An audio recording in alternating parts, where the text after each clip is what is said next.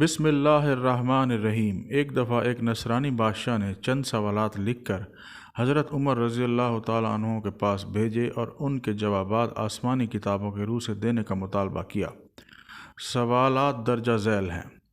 پہلا سوال، وہ کون سی زمین ہے کہ جہاں ابتدائے پیدائش سے قیامت تک صرف ایک دفعہ سورج کی کرنیں لگیں، نہ پہلے کبھی لگی تھیں نہ آئندہ کبھی لگیں گی؟ دوسرا سوال، وہ کون سا قیدی ہے جسے قید خانہ میں سانس لینے کی اجازت نہیں اور وہ بغیر سانس لیے زندہ رہتا ہے؟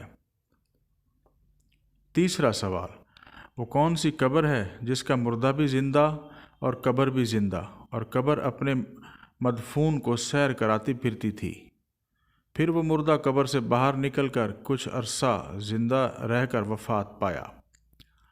حضرت عمر رضی اللہ تعالیٰ عنہ نے حضرت عبداللہ بن عباس رضی اللہ تعالیٰ عنہ کو فرمایا کہ ان سوالات کے جوابات لکھ دیں۔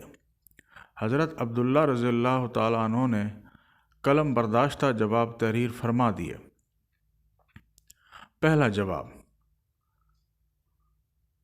وہ زمین سمندر کی کھاڑی کلزم کی تہہ ہے کہ جہاں فرعون مردہ غرق ہوا تھا، حضرت موسیٰ علیہ السلام کے معجزے سے دریا خشک ہوا تھا، حکم الہی سے سورج نے بہت جلد سکھایا، حضرت موسیٰ علیہ السلام اپنی قوم بنی اسرائیل پار چلے گئے، اور جب فرعون اور اس کا لشکر داخل ہوا تو وہ غرق ہو گیا۔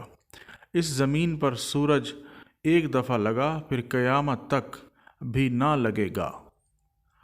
دوسرا جواب، جس قیدی کو قید خانہ میں سانس لینے کی اجازت نہیں اور وہ بغیر سانس لیے زندہ رہتا ہے، وہ بچہ ہے جو اپنی ماں کے شکم میں قید ہے۔ خداوند تعالیٰ نے اس کے سانس لینے کا ذکر نہیں کیا اور نہ وہ سانس لیتا ہے۔